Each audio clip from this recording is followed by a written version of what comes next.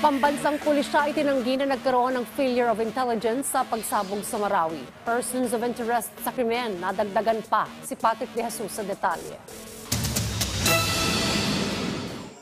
Bukod sa dalawang persons of interest, may dalawa pang individual ang iniimbestigahan ng PNP na posible umanong nagsilbing lookout sa pambabomba sa Mindanao State University sa Marawi City na ikinasawi ng 4 na biktima habang 50 ang nasugatan. Base ito sa nakuwang CCTV footage ng pulisya sa labas ng paaralan na ginagamit ngayon sa backtracking.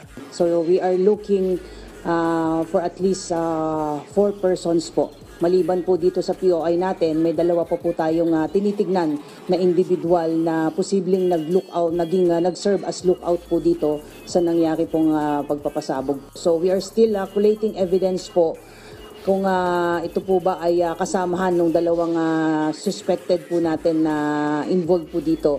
Una nang sinabi ng PNP na ang dalawang natukoy na POI ay may kaugnayan sa isang local terrorist group sa Mindanao at sangkot sa mga dati pang insidente ng pambobomba at iba pang krimen. Kaugnay nito, itinanggi ng PNP na may naging failure of intelligence. Bago po nangyari ito ay wala naman pong na-receive ang probar ng any information that would lead to the specifics nitong mga alleged na magkakaroon ng pagbobomba sa Mindanao, particularly doon sa MSUs. At yung ating validation lang naman po ay hindi lang naman po yan limited sa PNP.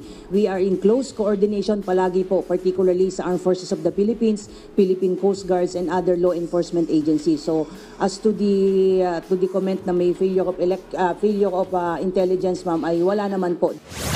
Nag-inspection naman si PNP Chief Police General Benjamin Acorda Jr. sa mga mall at transportation hub sa Metro Manila. Tiniyak ni Acorda na mahigpit ang ipinatutupad na seguridad sa mga pampublikong lugar. Sabi ni Acorda, normal na ang mas mahigpit na latag ng seguridad lalo ngayong papalapit ng holiday season.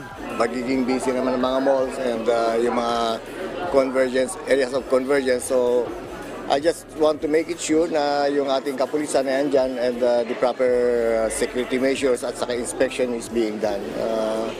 Some sort of emphasizing lang na dapat pag-itingin yung pagbabantay ng ating mga kapulisan sa seguridad ng ating mga kababayan. Kahit merong nangyari sa Marawi, talagang ginagawa na natin to.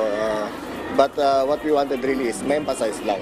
Una nang itinaas ang heightened alert sa NCR, habang full alert naman sa Mindanao, kasunod ng pambobomba sa MSU. Pero pagsapit ng December 15, sa buong bansa na ipatutupad ang full alert status, kung saan i-activate ang Ligtas Paskuhan 2023. Patrick De Jesus para sa Morning Show ng Bayan, Rise and Shine, Pilipinas.